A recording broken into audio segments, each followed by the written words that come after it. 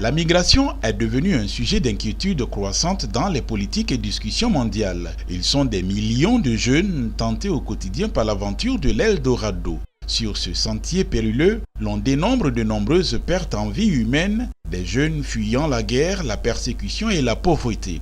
Au moins 20% des migrants enregistrés viennent d'Afrique. Il faut donc prendre le taureau par les cornes et identifier les moyens de lutte contre le phénomène avec l'apport de tous. En Europe, en Afrique.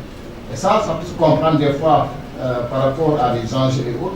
Cet atelier sur la migration s'inscrit dans le cadre traditionnel de la mission de la Fondation Friedrich Ebert Stiftung, FES, qui stipule l'organisation de dialogues inclusifs, se positionnant ainsi comme des relais entre les institutions étatiques et la société civile, en Europe comme en Afrique. Aussi, à l'entame de la rencontre d'Abidjan qui a réuni des représentants des institutions du Ghana, du Mali, du Nigeria, du Sénégal et de Côte d'Ivoire, ainsi que des parlementaires, des diplomates, des représentants des organisations nationales, régionales et internationales et ceux des partis politiques et de la société civile, le représentant résident de la FES a-t-il, d'entrée de jeu, situé l'importance et l'intérêt de l'atelier.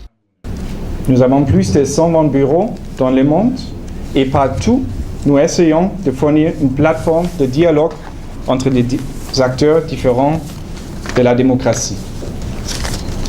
Parce qu'une démocratie a besoin de démocrates, comme l'a dit Friedrich Ebert, le premier président allemand élu démocratiquement. Cette rencontre dérive de cette tradition et de notre mission, qui sont d'organiser des dialogues inclusifs et d'être les relais entre les institutions étatiques et la société civile, en Europe comme en Afrique.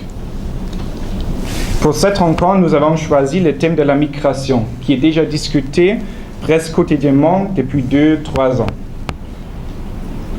Mais la FES a toujours une autre approche de la migration. Une approche inclusive, parfois créative, peut-être, sur la base des faits et parfois même contre l'avis dominant. Dans le domaine de la migration africaine en Europe, la FES essaie d'impliquer les différentes perspectives africaines dans les débats à Berlin, à Bruxelles, à Paris, etc. et de montrer les réalités en Afrique. Parce qu'on ne peut pas parler sur l'Afrique sans l'Afrique. Et certainement pas sans l'implication de la société civile des deux continents. Tout comme de nombreux pays de la sous-région, la Côte d'Ivoire, saluée par beaucoup pour son hospitalité légendaire, n'est tout de même pas épargnée par ce phénomène de l'émigration des jeunes Africains vers l'Europe, en quête, selon eux, d'un mieux-être, et des actions sont donc entreprises pour lutter contre le fléau.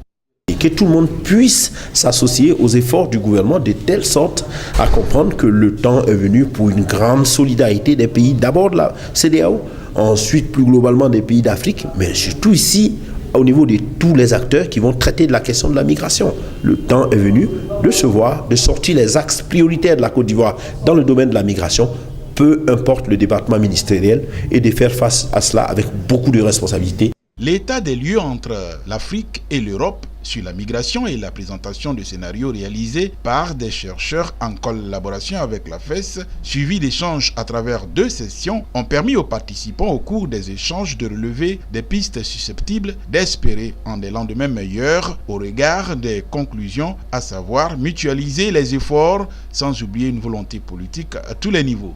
Nous avons eu à créer un réseau de parlementaires contre la migration.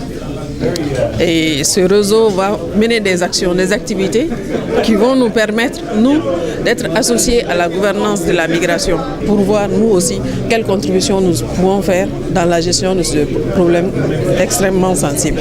Donc un fonds qui a été créé à l'occasion du sommet de La Valette en novembre 2015. Donc le fonds vise à lutter contre les causes profondes de l'immigration irrégulière.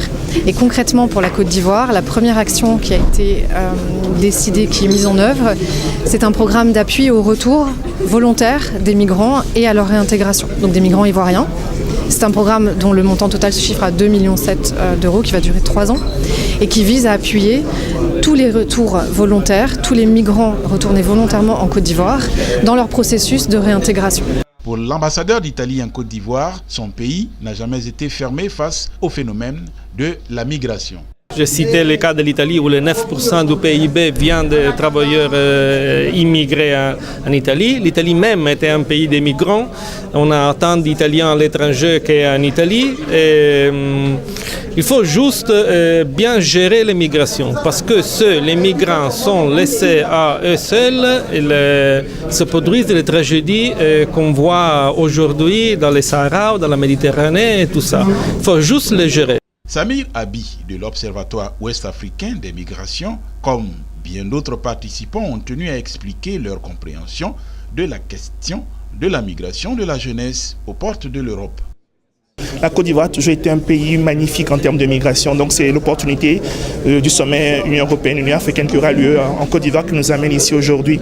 Pour dire quelque chose de principal, la Côte d'Ivoire est un exemple à donner au monde en termes d'accueil et d'intégration des migrants. Donc, que ce modèle ivoirien soit attendu aussi par les Européens pour changer la façon dont ils font la politique, première chose. Seconde chose, c'est que les jeunes Africains ont plus un problème de mobilité que de migration. Les jeunes Africains n'arrivent pas à avoir leur visa pour pouvoir bouger, alors que les jeunes Européens ont les visas pour aller où ils veulent.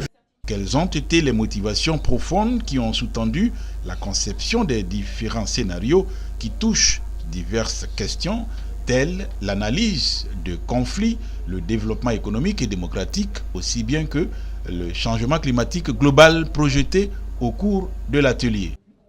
Ces scénarios sont des aides à la décision pour les parties prenantes, notamment les gouvernements, les personnes impliquées. Ça permet de dresser des hypothèses sur les futurs que l'on veut provoquer ou que l'on veut se donner sur des thématiques précises. Dans le cas actuel, il s'agit de la migration qui est une thématique qui devient quasi obsessionnelle, qui suscite beaucoup d'hystérie.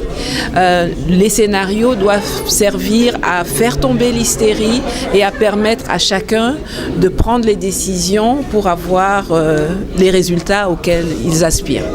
En prélude au tout prochain sommet des chefs d'État membres de l'UEA à Abidjan, la rencontre d'experts Afrique-UE dialogue politique a atteint son objectif au dire de la structure organisatrice, à savoir la Fondation Friedrich Ebert Stiftung.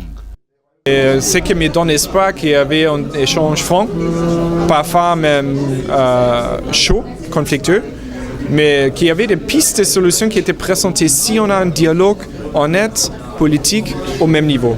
Et ça me donne espoir. Je pense que l'activité a réussi. Organisation privée à but non lucratif, la Fondation Friedrich Ebert Stiftung, avec ses 120 bureaux dans le monde, fournit une plateforme de dialogue entre différents acteurs de la démocratie. Le bureau Côte d'Ivoire a été ouvert en 1991 et œuvre à la réalisation des projets dans les domaines du développement politique, économique et social.